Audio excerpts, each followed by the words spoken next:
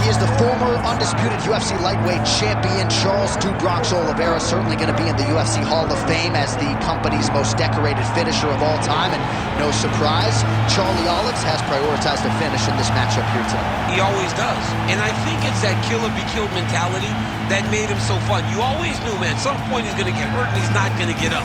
But during that time that he did, he was so fun. From Justin Gaethje hurting him on multiple occasions, to Michael Chandler, to everyone else kind of putting him down to him, lifting himself up and getting the victory. Tonight he will have to do that again.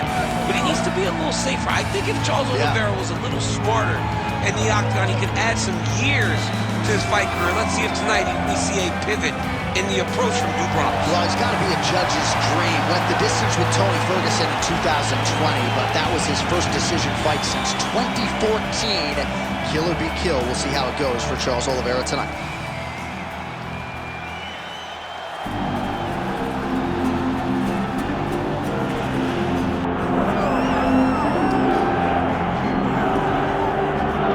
Well, he is on the short list of the greatest featherweights of all time, but Max Holloway has goals beyond that. DC, you know he trains at 185, 190 pounds. Going to be very interesting to see how far Max Holloway can take this here in the UFC. He's one of the best fighters, as you said. He's one of the best featherweights of all time. And it's because of his preparation and his attention to detail.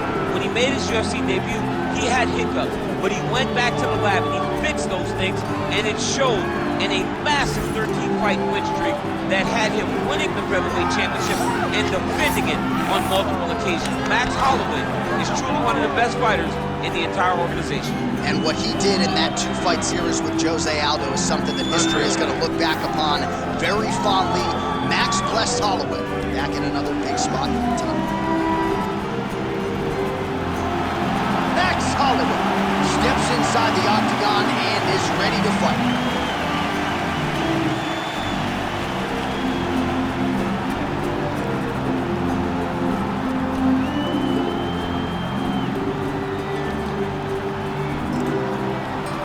And now our tale to take for this lightweight scrap.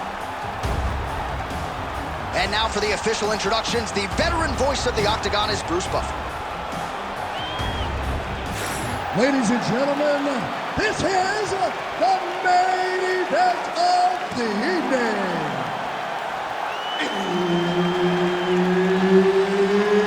It's time! 5 rounds in the UFC lightweight division. Introducing first, fighting out of the blue corner, ladies and gentlemen, presenting the former UFC lightweight champion, Charles "The Bronx" Oliveira. And now introducing his opponent, fighting out of the red corner, presenting the former UFC featherweight champion of the world, Max Holloway. So Herb Dean, third man in there for this one. Ready. All right, so it is the run back between Max Holloway and Charles Bronx Oliveira. First meeting was a main event in 2015. It ended less than 2 minutes in. An unfortunate injury for Charles Oliveira. He has prioritized. Flying knee lands to the head. Jeez, you can hear that. Man, Holloway at his relentless best. No breathing room for the opponent as he continues to press forward. There's that jab from Max Holloway. Didn't take him long to find a home for that tonight. I mean, Max Holloway constantly fights behind the jab, and you would expect it at the start of every single fight. The jab leads to everything else that he does inside the octagon.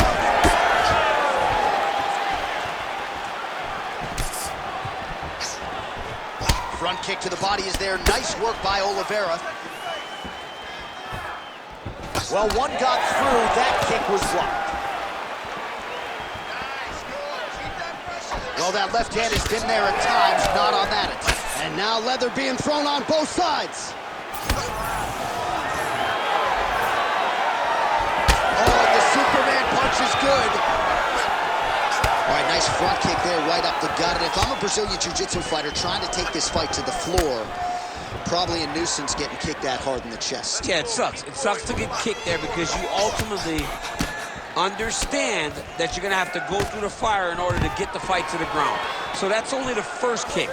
If I'm this kickboxer, I'm continuing to throw him right up the middle and making him pay if he wants to try to shoot a shot. Early round action here. Charles Oliveira pressing forward, guard high, in constant pursuit of his foe. Yeah, classic Muay Thai, man. Lifting that knee to draw out your reaction, and if you give him too big a reaction, he will start you with that beautiful left hook. The guy has tremendous power, and he sets up his strikes like not many guys in the UFC, or not many people in the UFC. Huge strike lands there, and somehow his opponent's chin held up. His opponent's chin held up, but you do not want to be on the receiving end of those types of strikes. Man has his chin been tested early.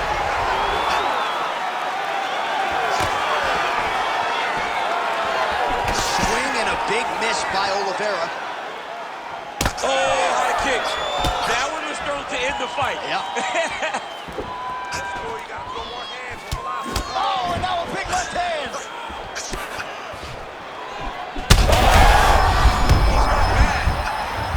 Well, that won't feel good in the morning. Big uppercut.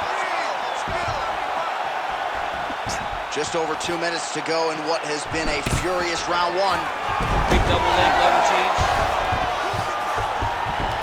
All right, half guard position here, DC. You have an extra hop in your step when you talk about fighters working out of this half guard. Oh, man. I like half guard as a top fighter.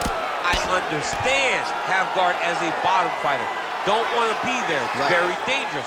But if you are there, you have to be winning. The position of the underhook opens up so many opportunities for you to either escape or sweep. Beautiful transition. Oliveira's cheek looks like it's cut. Yes, it is starting to bleed a little bit now. All right, north-south position now. We'll see how he chooses to proceed. Big ground and pound.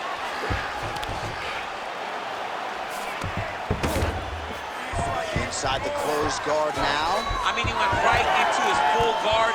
What does he do to try to advance himself to give him more of an advantage on the mat? Huge shot finds the target there. Great shot lands. Now he's got to go find that follow-up attempt. The kill shot was what they call it, to go and end the fight.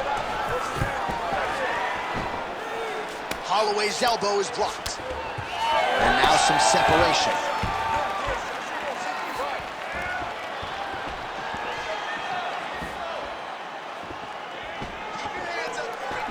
Oh, right hand barely missed there. He's in trouble. He's hurt bad. Oh, just opening up on him now.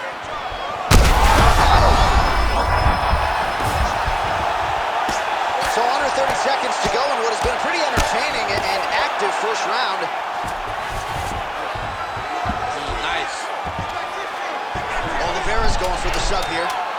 Oh, compromising spot here. Triangle choke is locked in. Oh, that's gotta be it. Round two straight ahead. Somehow he gets out. He had the triangle choke locked in, but he did a good job of staying patient, maintaining his calmness, and found a way out. Great job defensively. You're being overly aggressive right now, okay? You're being way too hyper on this fight. I need you to calm down. All right, so a big knockdown for him, courtesy of that punch in that round. DC, here's your replay. Big moment in the previous round. They were both fighting very well, but when he landed this punch right here that sits his opponent down, it should... You ready to fight? Ready. All right, round two.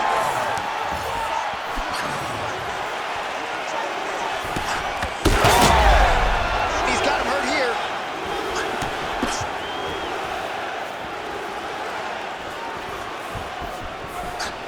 Starting to do some really significant damage to the body here. Another strike lands there. Beautiful jab land.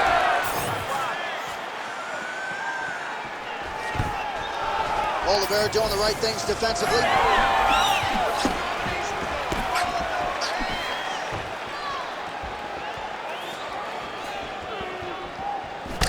Oliveira's lower jaw now starting to show signs of swelling. Charles. Stuffs that takedown attempt without issue. All right, Dubronx pressing forward as usual, lifting up that knee-high guard. If it was a silhouette, you'd know exactly who it is. Yeah, Charles Oliveira's the man. I love watching Charles Oliveira fight. The way that he just build out your lead to try to draw it out. When that leg goes up, if your hand starts to drop like you think he's going to knee you, he will pop you with the left hook. He has a well-rounded skill set. He's one of the best fighters in the world, but also one of the funnest fighters that we get the opportunity to watch compete. His opponent could be out of here soon, DC. He's almost done. I mean, when you get hit with a shot like that, you don't know whether to run, hide, grab, or wrestle. He's confused. He's as confused as he was on his first test in elementary school.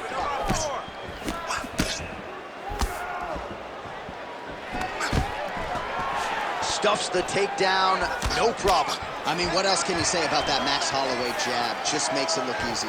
He makes it look easy, and now he's throwing them more. He's throwing more jabs because he has an understanding of what his opponent is doing in return every time he throws the shot. This guy's good, man. Oh!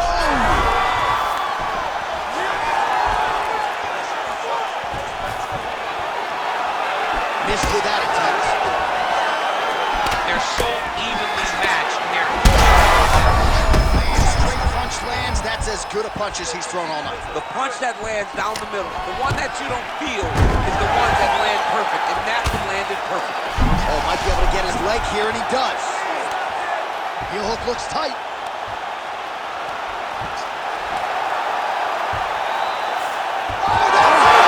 Charles Oliveira by submission.